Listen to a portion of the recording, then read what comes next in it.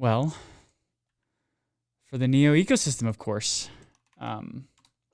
Before we delve into today's topics, I'm quickly going to be adding the link for this show. But Neo is a layer 1 public blockchain network that's been around since 2016, adding this DLTL, and it's an OG blockchain. And holy crap, they've survived for 10 years. But the two co-founders are not seeing eye to eye. Both are having a hard time leading the ecosystem in terms of new projects, onboarding new developers, onboarding anything really. And there's a $460 million treasury that's at stake. So you would think with such a large treasury that the ecosystem would be able to onboard dApps, onboard talent, onboard liquidity, but it has not come to fruition yet. So, as is such, we're having some growing pains in the Neo ecosystem, and community leaders are coming together to try to help ideate situations and ways out of these problems that we're having. And currently, right now, both co-founders have put forward proposals for governance reform and reform of the Neo Foundation. But that being said, two co-founders who don't see eye to eye put forth two proposals. And right now, it feels like it's up to the community to help massage these proposals and be able to provide a path out for all parties involved. I don't think either co-founder wants to see their project die. It's just when you can't work with your co-founder, it's impossible to grow forward. And so this is the trouble that the ecosystem's in. We've been having these troubles since, publicly, the battles have been really bad since December of last year. But as an ecosystem, Neo's been struggling for many years. So ergo, all of my reasoning for why I was up for a 6 a.m. meeting this morning. And also, this is all part of my grand excuse in case I sound a little bit off or not normal. Here's to all of you who are watching this right now. Thank you. I see you. I appreciate you. If you haven't yet, please subscribe to thesmarteconomist.beehive.com. It's our weekly newsletter where we cover all the great things that are happening in blockchain and crypto using these daily digital downloads as the signal, and really just trying to extract the signal from even more signal, where your favorite crypto and blockchain thought leaders, you listen to them every week, but not everybody gets to cover everything. And so really the newsletter is being designed to fill the gaps for folks that you listen to. Anyways, the news today is, thank God, kind of slow. We've actually had kind of a slow week, and after the weekend that we had, that's not bad. I'll take it. That's not bad at all. But let's just jump into the news for the day. Yesterday, a group of crypto industry participants sent a strongly worded letter to Senate asking them to move forward on, particularly to the Senate Banking Committee, asking them to move forward on the markup of the Clarity Act, or the market structure bill that is currently going on here in the U.S. The push arrives as Senate talks have recently turned on stablecoin rewards, ethics concerns, and a broader list of legislative hurdles. So it was a broad coalition of crypto trading groups that are just basically saying to the Senate Banking Committee and to Senate more broadly, the U.S. doesn't have time to be dragging their heels. And if we don't get Clarity Act passed in 2026, this will be bad. The letter was dated for today, April 23rd, led by the Crypto Council for Innovation and the Blockchain Association. The coalition praised the Senate Banking Committee's work on several issues that are now at the heart of negotiations, which include preserving transaction-based consumer rewards tied to payment stablecoins, clarifying the SEC and CFTC authority over tokenized financial instruments, protecting developers and service providers of decentralized technologies, and creating a predictable federal baseline across all 50 states. These are all good things. We like it.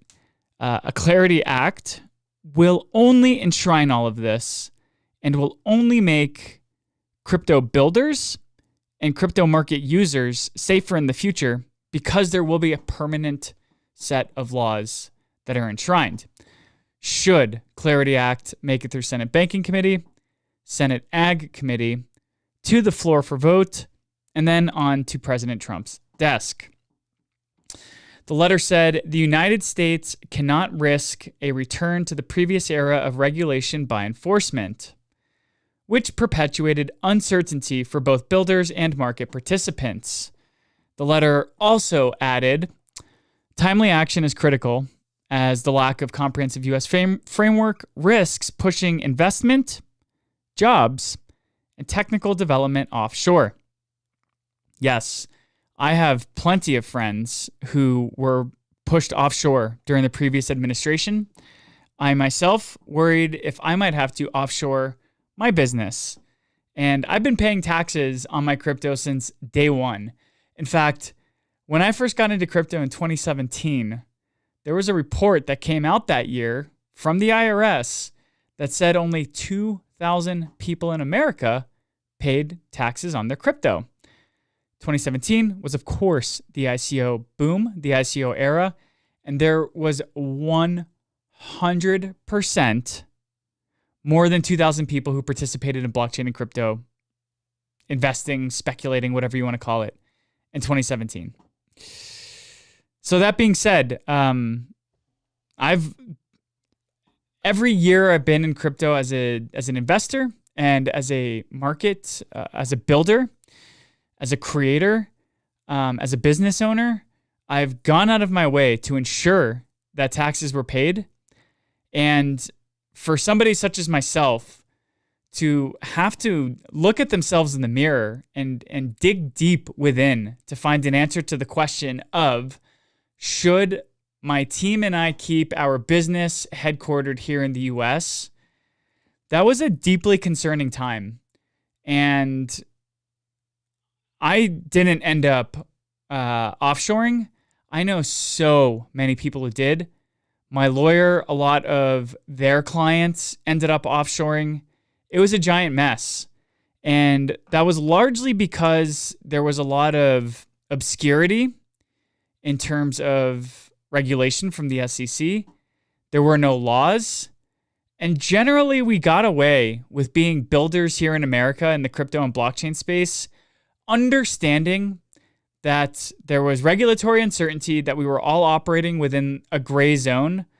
But if you could prove that you were acting with the best intentions and according to all of the regulations and policy and guidance that you thought was right, if you could prove that you were doing that, then you shouldn't have had anything to worry about.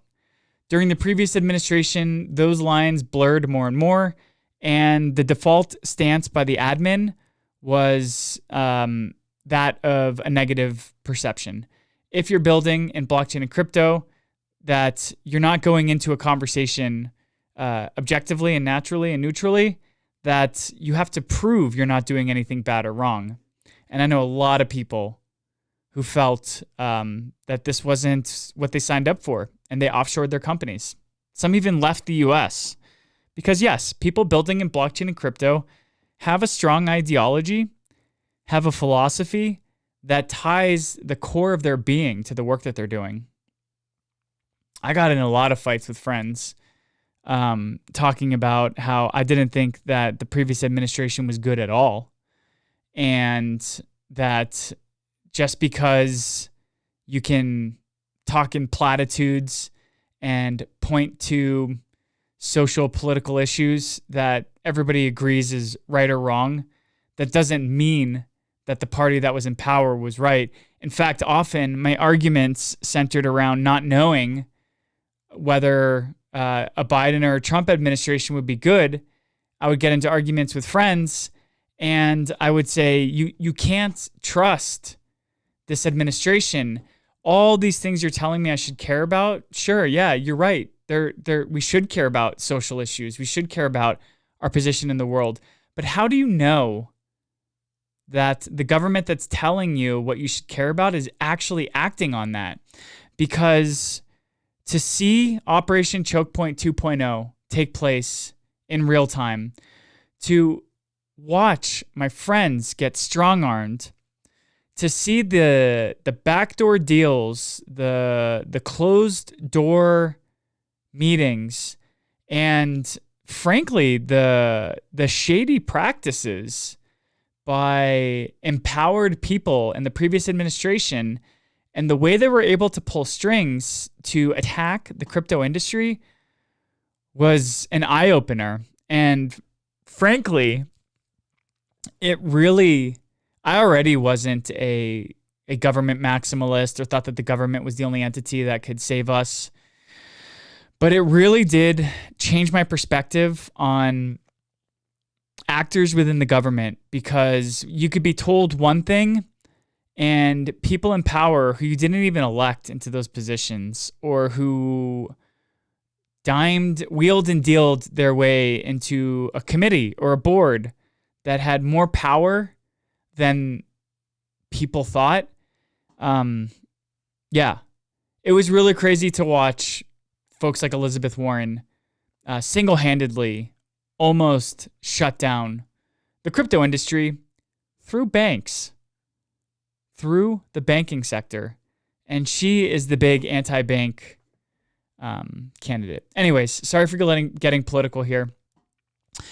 The letter was signed by Coinbase, Circle, Kraken, Uniswap Labs, Ripple, Andreessen Horowitz, Chainlink Labs, Chainalysis, OKX, Paradigm, and Block, alongside advocacy groups, campus chapters, and state-level crypto organizations.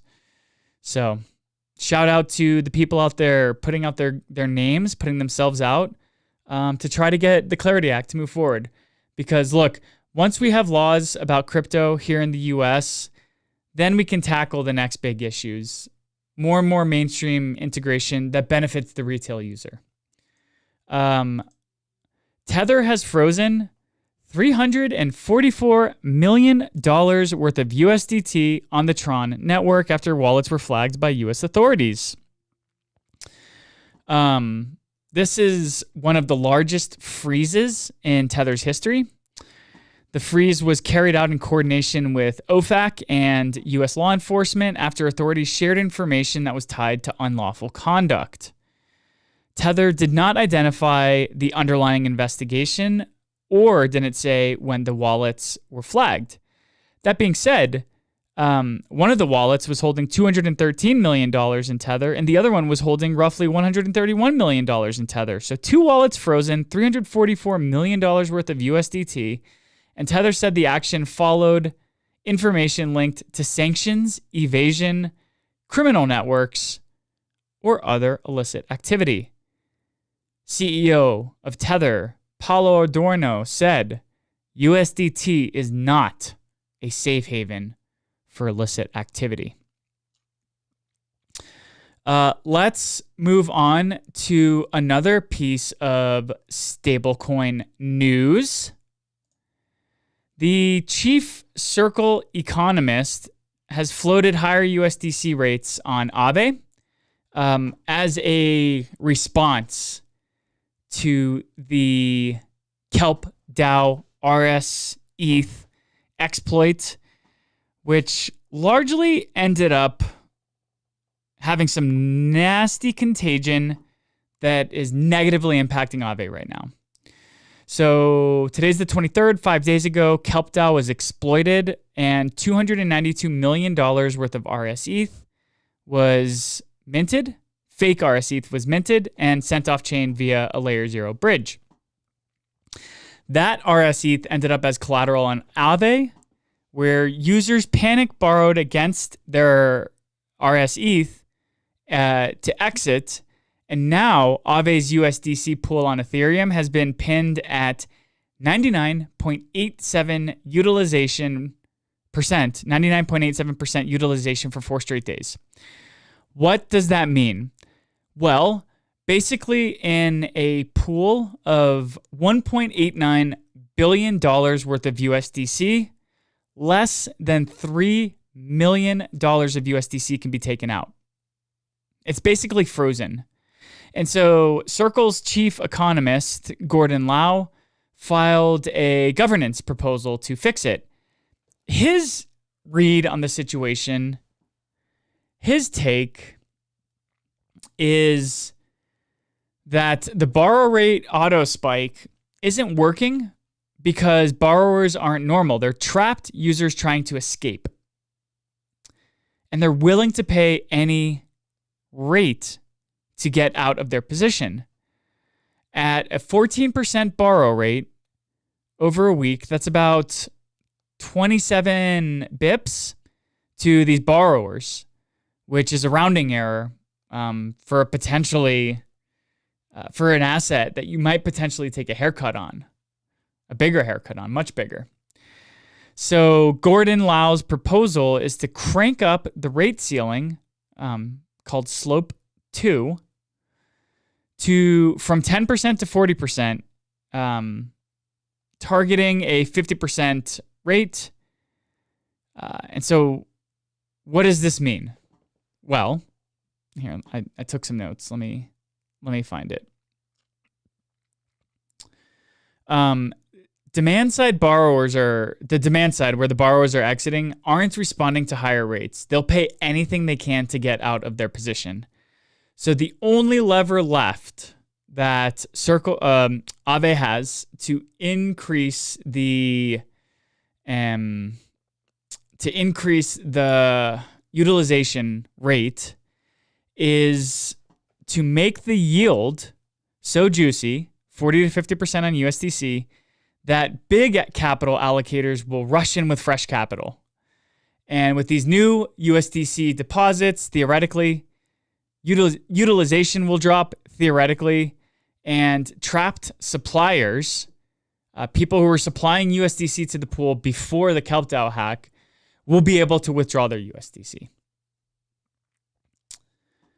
And so if the demand won't respond to higher rates and the supply side does respond, then the pool becomes unfrozen. However, the Aave community has pushed back, and they're saying that 40 to 50% rates will nuke healthy leveraged borrowers who aren't in escape mode, and it'll be solving one problem by creating another.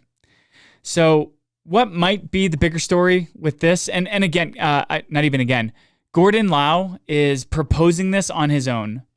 Yes, he works for Circle, but this isn't Circle's proposal. This is just him faffoing in the arena, trying things.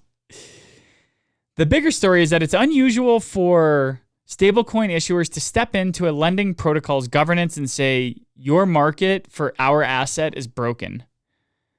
And again, Gordon is saying this on his own. It's not Circle officially saying this themselves. But let's squint a little bit. Let's read between the lines. This is also especially notable because Circle didn't freeze USDC after the drift exploit earlier this month. I can't believe that was in April. Feels like it was months ago. And so one could say, and it's difficult to say this because Gordon is speaking on his own, but one could say that if this was Circle's official stance, that they're picking their spots at intervention. So Aave's TVL has basically suffered massively as a result of KelpDAO. Before the incident, it was at $45 billion, and now it's at around $15 billion. So there is a real bank run on Aave, and this proposal is just trying to be a part of the cleanup. pretty nasty stuff out there. But look, at this point, we need to be fielding all ideas for solutions and not denigrating or lambasting or bashing anybody who's in the arena trying things. Let's use these conversations for that. Conversations.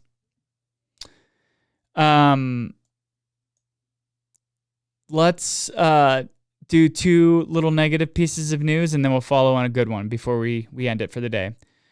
MetaMask co-founder Dan Finley has announced his departure from Consensus and MetaMask.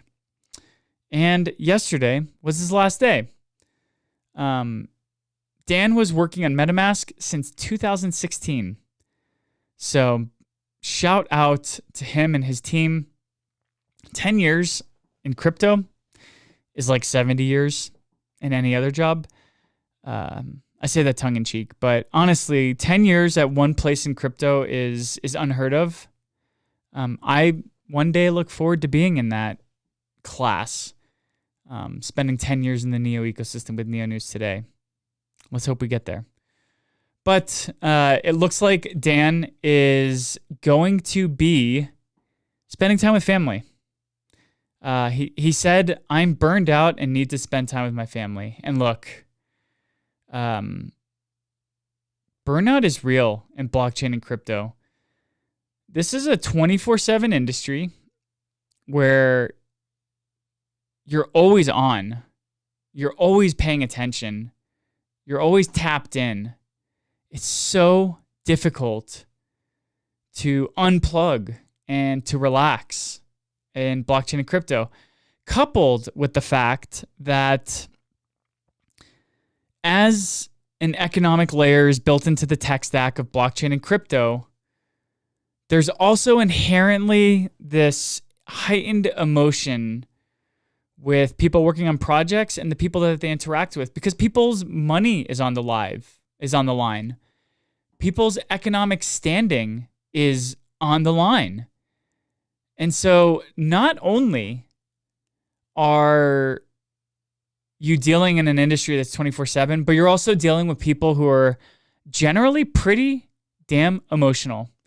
And you yourself are emotional because you probably have skin in the game for the ecosystem that you're building on. So not only are the people that are interacting with you potentially mad if we're in a bear market feeling the crunch, but you are too in an industry that's 24/7. And not only are you feeling the financial crunch of the asset that you hold, but you might even work in that space. So now not only is your portfolio on the line, but so is your career.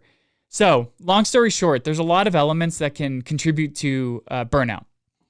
And I think we should celebrate people who acknowledge they're burnt out and take the time off to deal with their mental health. Because, yeah, it sucks. One of the co-founders isn't working on MetaMask. But what if he comes back in a year or two and works on something amazing? The first person that immediately comes to mind is Danny Ryan. He was at the Ethereum Foundation for years, took a year off to figure out what's going on, and now he's doing awesome work at Etherealize, onboarding mainstream financial institutions.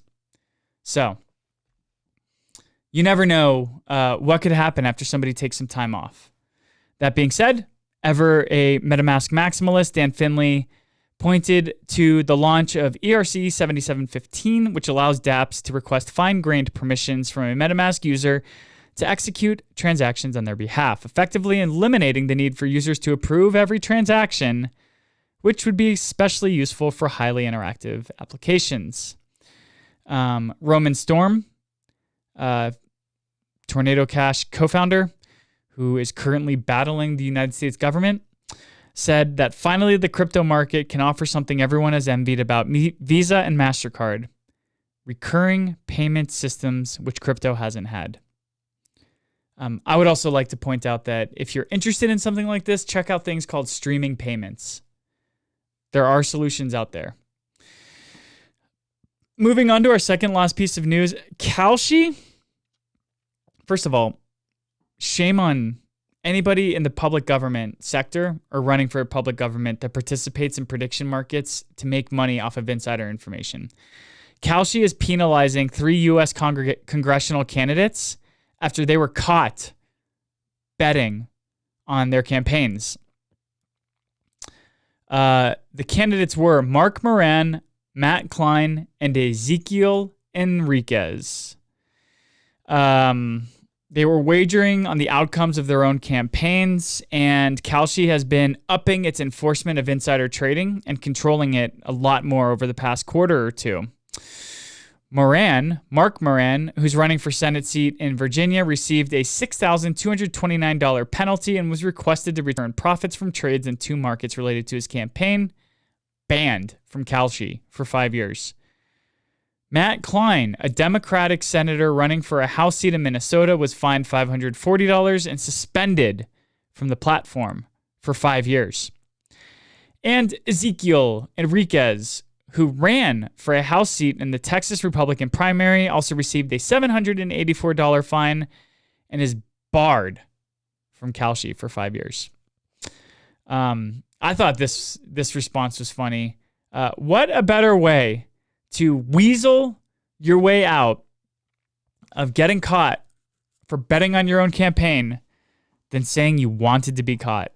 Mark Moran said, "Yes, I did bet $100 on myself on Kalshi because I wanted to get caught. After discovering potential manipulation on Polymarket in the New York City mayoral race, I realized how rife with corruption Kalshi is." So to prove corruption, you're going to go participate in it yourself? Come on, man. Anyways, I expect to see more types of news like this. I think prediction markets have been feeling the squeeze to police themselves internally, particularly after we saw people making money from the invasion of Venezuela and Iran. So, look, we want to see industry participants policing themselves and coming up with best practices, because when governments come into police, usually you're not going to get best practices. And on to our final piece of news. This one, wow, caught me off guard. Now, I know that when we talk about governments and Bitcoin, we usually talk about like a treasury holding Bitcoin, or in the case of the US, the strategic Bitcoin reserve, which is being built off of confiscated Bitcoin. That's usually like about as far as it goes with governments. Maybe El Salvador is buying Bitcoin every month or whatever to build their own stockpile. But yesterday in a hearing, the U.S. military is running a Bitcoin node to test national security applications. Wow. Admiral Samuel Paparo, the commander of the U.S. forces in the Pacific, made a remark yesterday during the House Armed Services Committee that Bitcoin's national security is an implication in the U.S. Paparo said, "Presently, we're in experimentation. We have a node on the Bitcoin network right now. We're not mining Bitcoin. We're using it to monitor. And we're doing a number of operational tests to secure and protect networks using the Bitcoin protocol." I would love to be a fly on the wall in those meetings to see how Bitcoin protocol is being used for national security.